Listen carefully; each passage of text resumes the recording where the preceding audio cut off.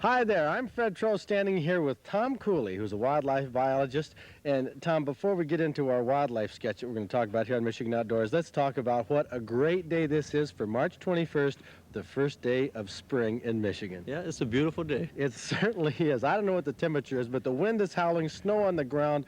Everything is stopped, including, I'm sure, the smelt runs, the steelhead runs. The grouse are not drumming today. The turkeys aren't calling today. Imagine everyone's doing a little bit of hiding today. I guess so. What do you think the effect this opening day of spring has on wildlife?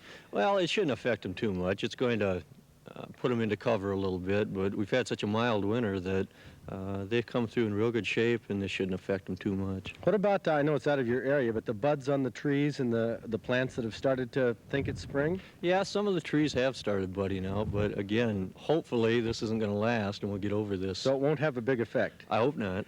Okay, well, one thing we're going to talk about in just a moment is this, which is a coyote hide. Where was this coyote taken? It was hit right here under this overpass here in Clinton County, and it was hit about 2 weeks ago. Okay, we're on Highway 127 North. This is Clark Road, farm country, southern Michigan, where you rarely hear about any coyotes, but one was hit not too long ago. We're going to talk about that in just a moment. So welcome to spring, welcome to Thursday night, welcome to Michigan Outdoors. We'll be right back with the story. From the rugged... Well, now, Joe J., we don't want to stop for nothing. Okay, well, here we are, continuing our story here, Highway 127, where you say a couple weeks ago a coyote was hit. Right. This was hit. It would have been on the 2nd of March. Okay, now I know if we cut to a map here of the coyote population in Michigan, the Upper Peninsula has quite a few. Right. The northern lower has less, but still a good number of coyotes, especially all around the Gaylord area. Right. There's a concentration, but southern Michigan... We get a few reports. We've had reports in the last 20 years of reports in about 6 counties. 6 counties down here. And most of them around us. There was one last year in Ingham County, this one in Clinton County. We've had them in Genesee, Gratiot, and Livingston. Well, we could have a little pocket, a breeding population of coyotes. It's possible, sure. Okay, well, let's get down and look at this coyote. Here's a mounted coyote, about the normal size of one. They're how big? They'll run anywhere from, on a survey we did last year, they averaged from 18 to 38 pounds. The females are a little bit smaller. They'll run generally 18 to 24 or so. Okay, coyotes are described as looking like a German shepherd that's scrawny. But these animals are survivors. Out west, there's quite a population. You may have read in the papers or heard on the news about a year or so ago. They had problems out there in California where the coyotes were coming in close to the suburbs. People thought it was cute, and they were feeding them. Right. And what happened is a couple of those coyotes went up on porches and grabbed a couple little kids and ate them. I mean, that's a sad, sad story. Right. It's going to be unusual for them to do that, but again, it is a wild animal, and you're going to, if you try to domesticate them at all, you are going to have some problems. If they do lose their fear of humans, then you could have what happened out there. Well, despite the fact they look like a wolf, but they're smaller. They look something like a fox, but they're a little bigger. They're really no threat to anybody. Shouldn't be, no. If in normal circumstances, they're not really going to be bothering humans at all. We get reports just about every year of foxes coming into logging camps or into small towns up north, and generally there's an involvement with mange there. The animal is cold and it's just looking for a place to hide and some food. Okay, well, you're a pathologist, a wildlife biologist who takes diseased animals, sick animals, injured animals, and you do autopsies and things? Right. We determine cause of death on any animal that we get in from the public or our own biologists in the event of a disease outbreak or any sort of die-off we investigate. What about this female here that's what you said is about 2 years old? Right. She's just under 2. And what was her condition? She was in real good shape, had a lot of fat deposits, and she had a stomach full of cottontail rabbit and apple pulp as well as apples? Skins. Yeah. They aren't very selective on what they eat. They'll eat most anything that comes along, and she had a lot of apples in her. Okay, well, and they do eat rabbits and rodents and things like that. Well, that's a story on coyotes that you may hear about them moving south. At this time of year, they are breeding. I think today they probably called a halt to any breeding activity. I would think so, yeah. But they will be mating and having their young, what, 2, 4, or 5 pups? Any time from April on into July. Okay, well, that's a story. The Michigan coyote, something that is around. You aren't very likely to see them. You're more likely to hear them, especially up north in Michigan outdoors. Tom, it's mighty cold. Let's get back inside. Okay. Let's go to the trophy report. Anything. All righty. Well, it's been cold this week, but it's not been a long winter, though, for ice fishing. Has produced some good fish, though. Back on February 5th, 15-year-old Bud Sides from Gaylord was using a tip-up with a 4-inch sucker on Bridge Lake in Otsego County.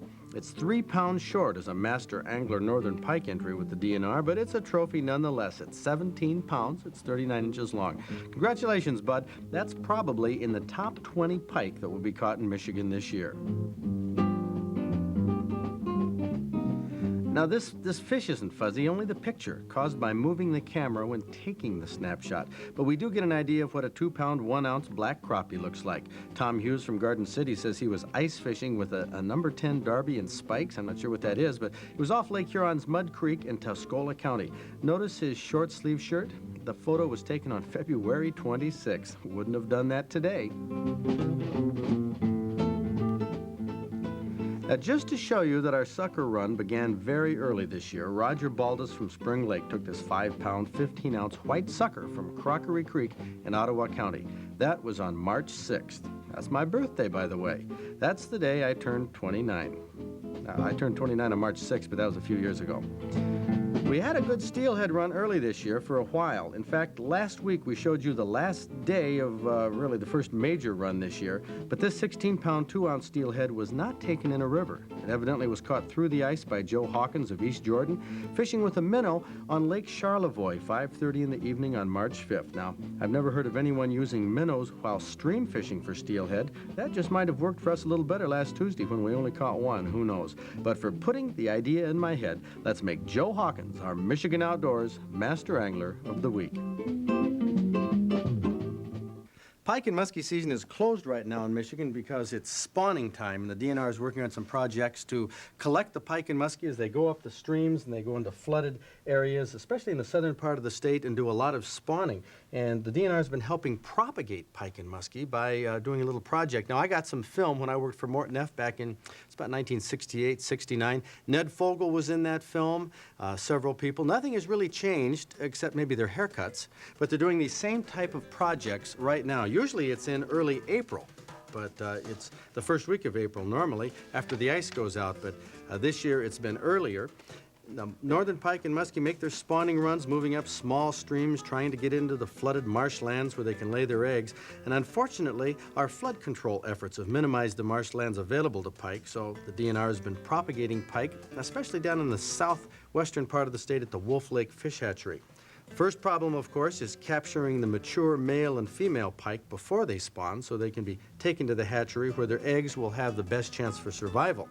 Now, trapping pike is done with nets that are set in streams or narrow inlets that lead to areas where pike move in to spawn. Some lakes and rivers are full of pike during the spawning runs, but the DNR is also interested in expanding the muskie fishing across Michigan. Places like Thornapple Lake have sizable populations of muskie. These places are also set with traps at this time of year.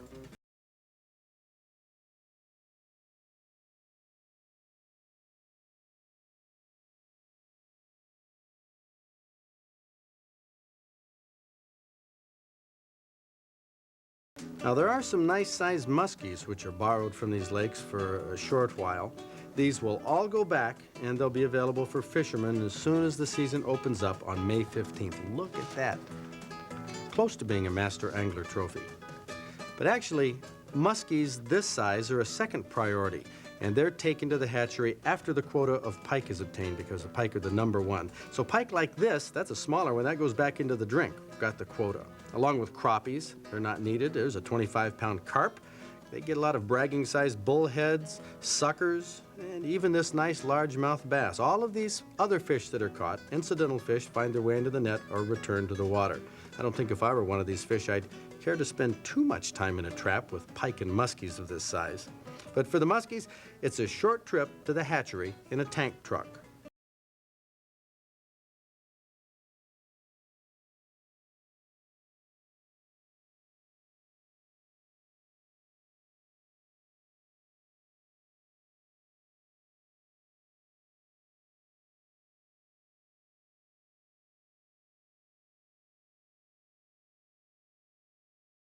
At the Wolf Lake State Fish Hatchery down near Plainwell, all of the pike and muskies are unloaded and taken inside where their fins are clipped for identification. Then these big trophy game fish are held in tanks until the time comes to strip the eggs from the females and fertilize them with milk from the males.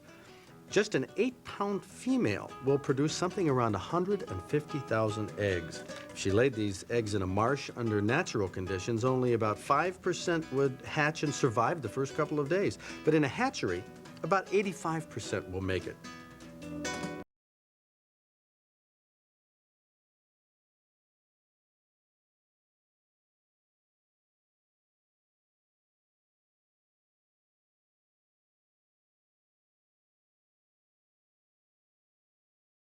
The pike and muskie fry don't stay in the hatchery long, well, compared with trout, which might be kept for months. Pike and muskie only stay in the hatchery for 2 days before they're carted off to a pike spawning marsh. Now, these little fry still have their yolk sacs, but they're hardy enough to survive the trip to the marsh. Artificial pike marshes have been built adjacent to a number of really good pike and muskie lakes for the sole purpose of providing a place for the young fish to develop. We're at Long Lake right here, down around Hastings. Now, these marshes are drained and poisoned each year, so there aren't any other fish in here that could eat the pike. The fry are scattered around the marsh. Remember, they still have their yolk sacs at this stage, but in about 6 weeks, the ones that survive will be 2 inches long. The ones that don't survive have most likely been eaten by the ones that do. So after 6 weeks, it's time to get these little ones out of the marsh and into the lake where they can find something else to eat besides each other. Of the 200,000 fry planted here 6 weeks earlier, about 12,000 make it to the 2-inch size. When a marsh is drained like this, the biologists catch the little pike in traps as they come over the spillway so they can be counted and tagged. And they'll have to be released in different parts of the lake so they can scatter and hide from larger fish. Now, actually, I call these pike right here from this project Steelhead pike. I mean, you've heard of steelhead trout, the ones that live in the Great Lakes and travel up the tributaries to spawn. Well, I don't know what they did to deserve the name steelhead, but I've dubbed these pike steelhead pike because they're part of an experiment that were carried out in 1969 by the DNR. That's the little steel pin, metal pin, 4/1000th of an inch long right there. These were installed into the heads of a number of pike fry. These magnetic pins are actually tags that biologists use to locate and identify these pike as ones that came out of the marsh. So that's why I've nicknamed these steelhead pike. Now, the DNR no longer uses this tagging technique. They just did a special project back in the late 60s. It isn't really economical, but they did prove the point that the pike spawning marshes that the DNR has been propagating and working with significantly contribute to the pike population in Michigan, and those fry right there might end up being master angler pike, and who knows, maybe you might catch one. Well, pike fishing, muskie fishing is going to be in the news on May 15th, Bob. Bob Garner, our man who keeps an eye on Lansing, the DNR. We're going to start something new right now in Michigan Outdoors because you get a lot of calls at the office during the week, questions about all kinds of things. Why don't you give our viewers an outdoor update of the headlines? Well, a lot of important things here, too. Two-line controversy. We had on Representative Jerry Bartnick. He talked about moving the 2 lines to a 4-line limit. Those of you who wrote to us at Michigan Outdoors agreed that that might be a good thing to do. But Dave Borgeson, Assistant Chief of Fisheries Division in Lansing, he says no, the Fisheries Division will oppose that. Marlin held a hunter essay contest, firearm essay contest, and Bobby Lokes from up here at Dollar Bay won that contest with a fine essay. He also received a firearm, Marlin firearm, 22, a $3,000 savings bond, and a plaque. George Millenbach, his hunter safety instructor, also received a plaque and a firearm. Port Huron area. These fishermen over here are hopping mad. Fisheries Chief John Scott wants to open up an area for commercial fishing that has been closed for years and has asked Howard Tanner to sign a permit licensing that commercial fishing operation. I think that one's going to finally wind up in court. Public access. Southern Michigan hunters had 186,000 acres of public access land to hunt last year. This year it's going to be 100,000 due to budget cutbacks. And dioxin's been in the news all through southern Michigan, made the national headlines, but a lot of people in both Fish Division and Environmental Protection Division of DNR tend to think that this is overrated. A private conversation I had yesterday with 3 biologists seemed to indicate that they would eat fish, the salmon and steelhead, out of the Tittabawassee River, although they wouldn't eat the resident fish. But that health warning's been in effect for years. Rest of southern Michigan, they didn't seem to be concerned that there wasn't a fish safe to eat there. They seem to think everything is very safe. Fred? Thanks, Bob. That's our outdoor update. A new feature on Michigan Outdoors. And did you know, we get a lot of response from you viewers on some of these issues, and we posed the question a couple weeks ago, should the governor be given the power to appoint the DNR director when a new one is appointed, or should that remain with the Natural Resources Commission? And our mail was unanimous. Right, we got a lot of it. It was surprising, too. From Grand Haven, I vote to keep the selection of the DNR director with the Natural Resources Commission. Michigan has always been a highly emotional and political place when it comes to natural resources issues. Having the commission elect the director helps temper the politics with sound professionalism. And from Charlevoix, I think the director of the DNR should be selected by a vote from all fish and game license holders of Michigan. Why should the financial backbone of the DNR be subject to a partisan and biased selection by the governor or the committee? We, as sportsmen, should be allowed a say in how our money will be spent. From Ypsilanti, the DNR director should be appointed by the commission, not the governor. Politics has no place where our natural resources are at stake. And John Mayville from Bay City says, I really don't think we need the hand of government any more directly involved than it already is. As has been seen in the past, the more politicians get involved in such matters, the more things get fouled up. From Lincoln Park, my vote is to keep the governor out of the DNR. Let our commissioners elect a new manager and let him be a true sportsman. And young Norm Tomlin wrapped it all up in his letter. He said, I don't think the governor should choose because he could choose somebody that's not qualified. Instead of finding a qualified person, he could just get a friend. Well, tell it like it is, Norm. All right. And the total in our question, should the governor be given the power to elect the DNR director, or should that authority remain with the Natural Resources Commission? 100%, at least for the NRC, and 0 for the governor. We always like to hear from you viewers and hear your comments and attitudes and opinions. Right now, we're going to do something a little out of the ordinary. Joe Baker, Hello, Fred. welcome to Michigan Outdoors. Thank You're you. from the Michigan Sportsman Outdoors Club in Detroit. That's right. And you called me up about a month or so ago and said that you fellas at your club wanted to present a plaque to me, which That's I right. normally don't do that type of thing on the show, you know, to brag it up. But I have a special event that I want to promote. Might be important to clubs. So this is the plaque? This is it. Beautiful. This is it. We had this special made just for you, Fred. Well, thank you. This is our logo, Mm-hmm. and it says, presented to Fred Trost, Michigan Outdoorsman of the Year, for outstanding contributions in hunting, fishing, and conservation in the state of Michigan. Well, I want to thank you all at the Michigan Sportsman Outdoors Club. And for this plaque, we'll put it up here on the Michigan Outdoors set. And I hope there's something that we can do to reciprocate. We're going to have a club council meeting. We formed a Michigan Outdoors Club Council. How many members does your club have? Roughly 30. 30, so it's a small club. Yes, it Would you is. like to have more members? Oh, we'd love it. Okay, so you're struggling with that. I have just the thing for you. We are having a Michigan Outdoors Club Council meeting in Lansing on April 16th. How does that sound, Joe? Sounds great. I think it's something that was needed a long time ago.